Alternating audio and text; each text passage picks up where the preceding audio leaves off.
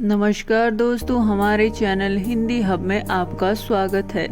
दोस्तों, आज हम हिंदी के इम्पोर्टेंट 21 क्वेश्चन करने जा रहे हैं जो कि काफ़ी ज़्यादा बेसिक हैं और मैक्सिमम जो एग्ज़ाम है उनमें पूछे जाते हैं। तो चलिए शुरू करते हैं। हमारा पहला प्रश्न है, किस युग को हिंदी कविता का सिंह द्वार कहा जाता है? ठीक है, तो किस युग को आधुनिक हिंदी जो है उसकी कविता का सिंह दरबार कहा जाता है? तो वो कहा जाता है भारतेंदु युग को। ठीक। हमारा प्रश्न नंबर 2 है, द्विवेदी युग के प्रवर्तक कौन थे? तो महावीर प्रसाद द्विवेदी जी जो हैं वो द्विवेदी युग के प्रवर्तक थे। प्रश्न नंबर 3 है हमारा, हिंदी का पहला सामाजिक उपन्यास कौन सा माना जाता है? तो जो भाग्यवती है वो हिंदी का पहला सामाजिक उपन्यास माना जाता है। प्रश्न नंबर 4 है हमारा, सन 1950 से पहले हिंदी कविता की किस कविता के रूप में जानी जाती थी? तो जो 1950 से पहले हिंदी कविता थी वो प्रयोगवादी कविता के नाम से जानी जाती थी। ठीक। हमारा प्रश्न नंबर 5 है, ब्रज भाषा का सर्वोत्तम कवि है? तो जो ब्रज भाषा का सर्वोत्तम कवि माना गया है वो माना गया है सूरदास जी को। हमारा प्रश्न नंबर 6 है, आदिकाल के बाद हिंदी में किस साहित्य का उदय हुआ? तो आदिकाल के बाद हमारा कौन सा काल आया था? भक्ति काल। ठीक है, तो उसके बाद आदिकाल के बाद जो साहित्य लिखा गया उसे भक्ति साहित्य का नाम दिया गया। हमारा अगला प्रश्न है, निर्गुण भक्ति काव्य के प्रमुख कवि हैं? तो निर्गुण भक्ति काव्य के प्रमुख कवि हैं वो हैं कबीरदास जी।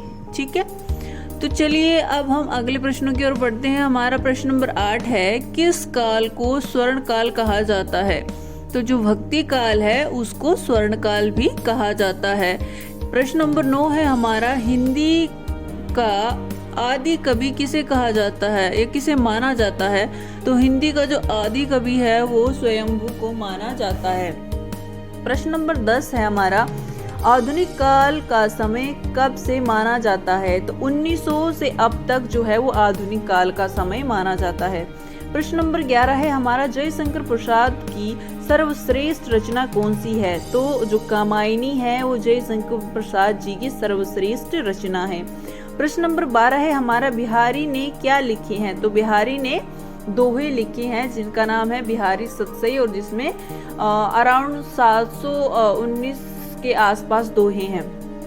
हमारा प्रश्न नंबर 13 है, कबीर किसके शिष्य थे? तो कबीर जो थे वो रामानंद के शिष्य थे। हमारा अगला प्रश्न है, चंपू किसे कहा जाता है? तो जो चंपू काव्य है वो किसे कहा जाता है? जब गद्य और पद्य मिश्रित करके जो काव्य लिखा जाता है उसे चंपू काव्य कहा जाता है। प्रश्न नंबर 16 है हमारा, कलाधर उपनाम से कविता कौन से कवि लिखते थे? तो जो कलाधर उपनाम है वो किसका था? वो था जयशंकर प्रसाद जी का। प्रश्न नंबर 17 है हमारा, रस निधि किस कवि का उपनाम है? तो रस निधि जो है वो है पृथ्वी सिंह जी का उपनाम था। प्रश्न नंबर 18 है, प्रेमचंद के अधूरे उपन्यास का नाम है?